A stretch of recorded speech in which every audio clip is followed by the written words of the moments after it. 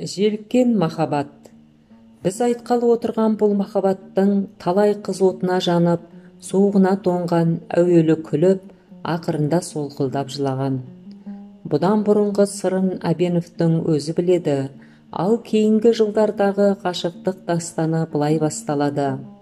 Біздің колхозға қой аузынан шөп алмайтын бір момын бастық тап болды.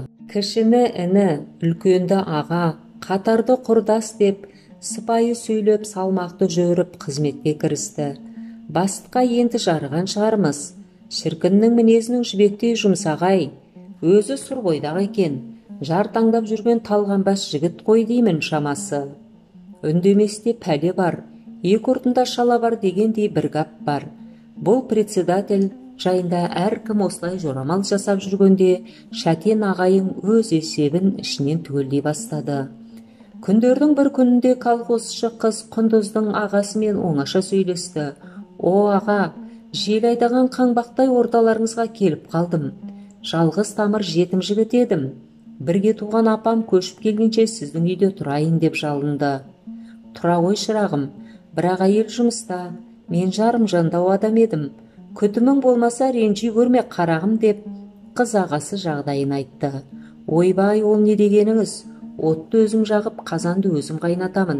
Ешбір қам жемеңіз деп жарылқай бастады Шәтен. Ертеңіне колхоз председателі Құндыз үйінен жайлы бір мекен тапты. Күн өткен сайын отырса оқылеп, жатса ақлеп, үнемі жалғыздығын айтып зарлана беретін болды. Ғашықтық жырларын сарнап, қыз жібек, қозы көрпеш баяндардың талай құлағын шулатты. Күндердің бір күнде қараңғы түсіп, ымырт жамылғанда, шам қойғалы үйге енген Құндыздың білегінен шап беріп ұстай алды да, суланған көзіне қыздың қолын баса қойды. Құндыз, ғашықпын саған, өмірімде бірінші рет көз жасымды сен төктірдің.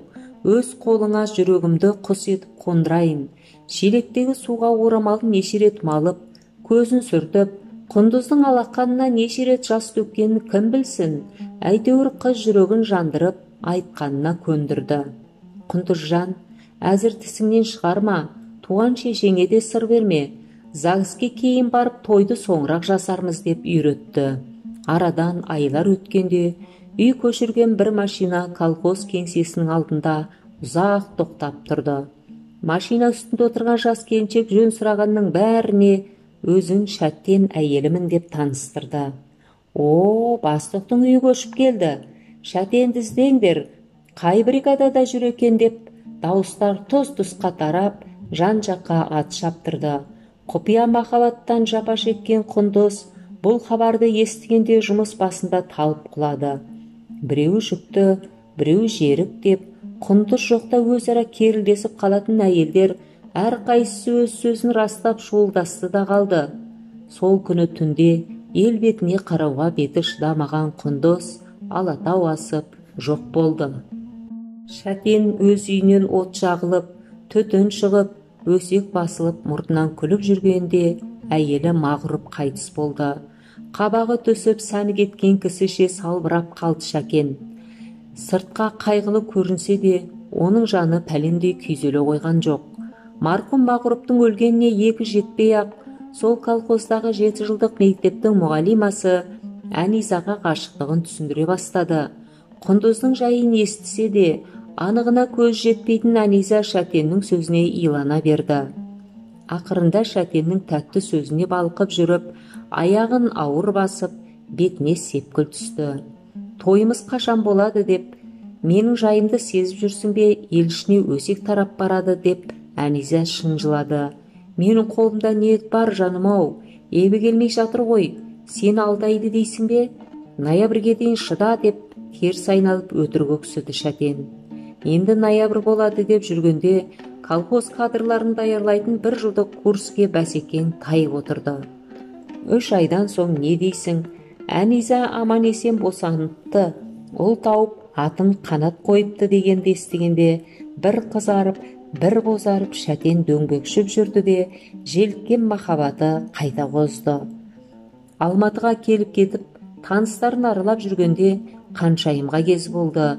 Қаншайымның жездесі Бейдақмет Аманов Шәтеннің қол аяғын жерге тигізбей мақтай берді. 1952 жылдың 6 ноябрь күні кешкі сағат 7-де Қаншайымның тұрмысқа шығуына арналған тойы болады. Ең жақын жолдасының бірі деп сізді арнап шақырамыз деген шақыру қағаз әркімдердің қолына тиді.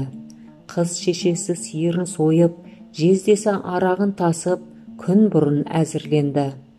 Қызыл жасыл киген қыздар, шалбарларының қыры сынбаған бозбала кешке түгел жиналды. Әркімнің ұсынған гүлі, түрлі сыйлығы Қаншайымның құшағына симады. Күйеу қайда? Кәне түрін көрейік. Күйеуіміз Талғарда, әне келеді, мәне келе жатыр. Елдің көзі Талғар жақта. Дастархан жаюлы, қазан асулы, түн ортасы. Таң атты, күйеу жоқ. Ел тарады, қыз жылады. Бұл күні Шәтен баяғы қос махаббат жанған жер біздің колхозда Әнизаның үйінде қанатты сүйіп, қулығын ішіне түйіп отыр еді. Сенен жақсы таппадым, Әниза. Мына қанат тұрғанда адалым сенсің деп алдай түсті Шәтен. Ұзағынан жарылқасын әйтеуір. Бір жанға тұрақтамай, желіккен махаббат толқып, ауытқып тұр. Тағы да бір жел деп самғап кетіп, оралғысы бар, қомданып отыр. Армысыздар қадірменді тыңдармандар, арнама қош келдіңіздер. Аудио ұнаса, пікір қалдырып, жақындарыңызбен бөлісе кетуді ұмытпаңыздар.